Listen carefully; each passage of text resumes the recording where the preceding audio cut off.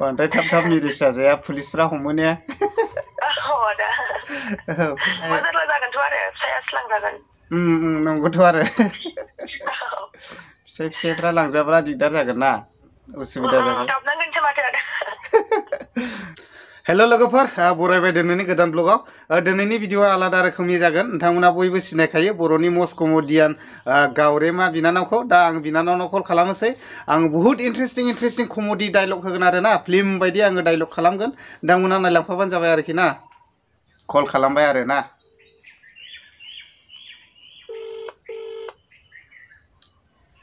हेल' औ good morning नानि morning आदा औ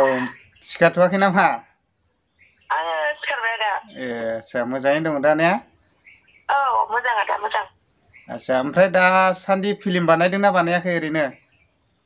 बानायनायाथ' माने बानायथ'नाय जायाखै साननैसो जादों गाबोननिफ्राय स्टार्ट खालामगोन मा फिल्म बानायगोन ओरैनो जेनेबा गाबोनहाय गाबोननिया सर्ट फिल्म बानायगोन आरो ना सर्ट मुभि ना सर्ट मुभि जागोन बेयाव मा रल्स लादों नोंलाय गाबोनहाय औ बिदिनो मालायखौ एरै होनानै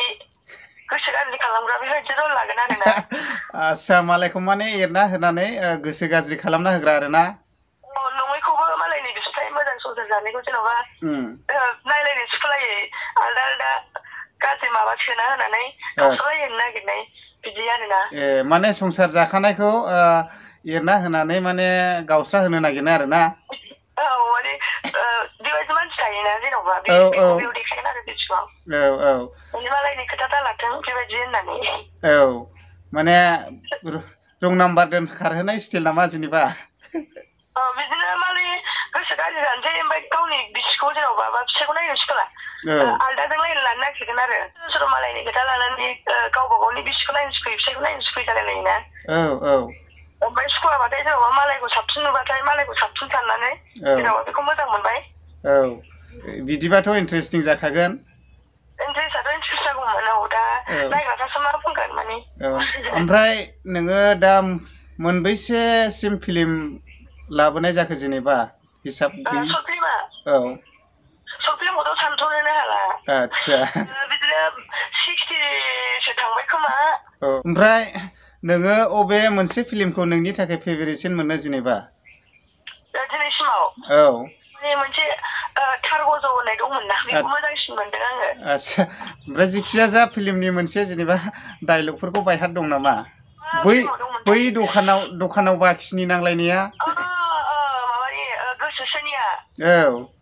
फैसा होनो हालायलाय ओरै होनलायलायनो जेन'बा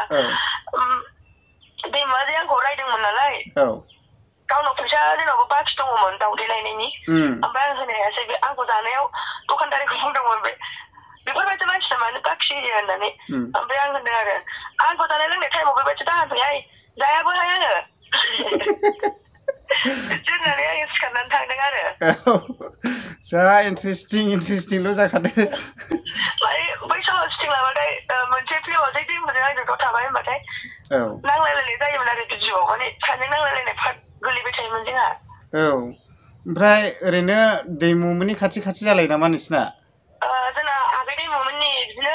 खाथियानो जायो माने 2 किल'मिटार जायो बिसिनिसिमाव आच्छा ओरैनो बिसिना मा गामि गोलैदोंथाय बिसिनाथ' बे बाजारानो गोलैबाय सेरफांगुरि बाजार ओमफ्राय जोंनिखौ दरलै बाजार होनबाय आच्छा ओमफ्राय नोंसोरो दा दे फिल्म बानायबाय थादों बेखौ मा माबायावहाय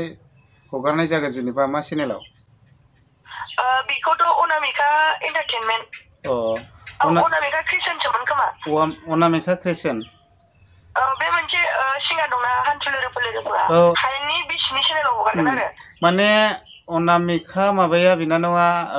जोंनि बे फुटबल खेलायावहाय रिंकि सिस्टारजों मोसाफैफानायानो खोमा होनदां साइडआव मोसाफैदोंमोन आं लायखादों बेखौ बै माबानिफ्राय क'क्राझारनिफ्राय दा बेनि चेनेलावनो गाबोन बानायगोन आदा आच्छा दायो जिथुनाखि जोंहा सिस्टार गावरेमा मोना फिल्म गोदान शुट खालामगासिनो दङ बे फिल्मखौ नोंथांमोना बेबायदिनो अनामिका क्रिएसन चेनेलाव नुनो मोनगोन दा बयबो रेडि जानानै थाबानो जाबाय दा बिथांमोना बुहुत इन्टारेस्टिं भिडिअ लाबोगासिनो दं बयबो सापर्ट खालामबानो जाबाय बयबो नाय बेखायनो आङो रायजो राजानिसिम बेखौनो आं मिथिहरनाय थाबाय आरो ना मोनसे आंनियाव ओंखारदोंमोन नांगोल जांख्रानि आंनि चेनेलाव ओंखारदोंमोन ना हाब्रुआव मेथमलायनाया औ बेयाव नांलायनायखौ एसे गोसोआव दङ माने होलाय नांलायनायलाय फिउर बायदि बुरिखौ रायदों आरो ना जेन'बा फैसाखौ बेयो हरा नालाय माइ गायहैनानै खमनि मालाय मानसिफ्राबा सानसेयावनो ना बेदर जाहोलायनानै ओंखाम बोथिसे जाहोलायनानै फैसा 300 गाहाम हाजिरा हरो नोंहा 200 थाखानिनो जोंखौ मिरामिसजोंसो जानानै बेबायदि थाखानानै गायहोबाय आरो नोङो बुरि खमनि मोननायावनो मोननाय जानाय नङाहाय नोंनि माइया जोंखौ बेबायदि एफाराब खमनि गायहोनाया बेबायदि होनानै नांलायदोंमोन आरो बे बुरिजों ओमफ्राय 200 थाखाल'थारखामोन ने हाजिरायाथ' जों सानैल'खामोन 200 थाखाल' होदोंमोन आरो ना आच्छा ओमफ्राय मिरामिसजोंसो ओंखाम जाहोदों बिदि औ खमसे खमथ' बेदरजों जाहोनांगौमोन जेन'बा दानि जुगावथ' बेदर जाहोलायोना औ फिल्मनि जाहैबाय बिराद मोरैबायदि फुजिनानैसो मोनो नालाय दानि जुगाव फिल्मनि जाहैबाय जों मानसिफोरखौ बिराद दुखु थायोबा मिनिहोनो नाजायो आरोना गोदान डायलग दिहुनो खस्थ' खालामो आदा ओमफ्राय बिनानावनावबोथ' चेनेल दंखायो चेनेलाव गावरिमा प्रडाक्सन्स बे दं आरो ओमफ्राय मोनसेया जाहैबाय गावरिमा ब्लग्स माने मोनसेयाव ब्लग खालामो ओमफ्राय मोनसेयाव सर्ट भिडिअ लाबोयो आदा खोनाखाबाय दा बिनानावा गावनो चेनेलनि नामखौ बुंनानै लाखाबाय आंनि जेसेबांनाखि फलोवार्सफोर अननानै बे बिनानावनि चेनेलखौ साबस्क्राइब खालामनानै हो जाहाथे बेबो थुलुंगानाय मोननानै बेबायदिनो साबसिन सायाव साबसिन बेबायदिनो मोजां कमेडियान डायलगफोर लाबोनो हानायफोरबायदि एबा मोजां ब्लग लाबोनो हानाय बायदि बेखायनो साबस्क्राइब खालामनानै होबानो जाबाय आंनि जेसेबांनाखि फलोवार्सफोर खावलायहरनाय थाबाय ओमफ्राय बिनानाव बियो जेनेबा नोंसोरदि दा बानायबाय थादों फिल्म मालायनि हिन्जावखौ एरना होनानै बेबायदिनो गुबुन फोथायहोनाय दा बे फिल्मा मालासिमाव रिलिज जागोन बेथ' जेन'बा मिनिमाम 4 days 5 daysनि गेजेरावनो ओंखारगोन आदा आच्छा बयबो रेडि जानानै थाबाय जेनेबा जों नायनो थाखाय आरोना नोंथांमोनाबो बयबो रेडि जादो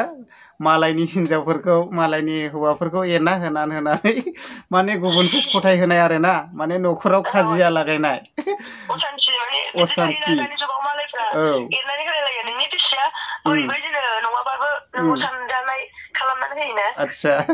दा नंखागौ दानि आथिखालाव बेबायदि जाफ्लेबाय थाखानाय दंखायो दा थिग बेबायदिनो बिनानावमोनहा फिल्म लानानै फैगासिनो दङ नोंथांमोनाबो रेडि जाबानो जाबाय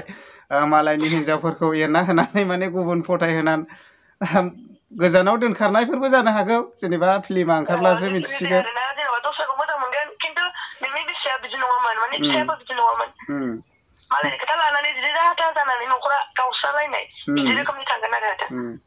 दा बुहुत इन्टारेस्टिं जागोन दा नेनानै थाबाय थेंक इउ बिनानाव बेखिनिखौ रायज्लायहरनायनि थाखाय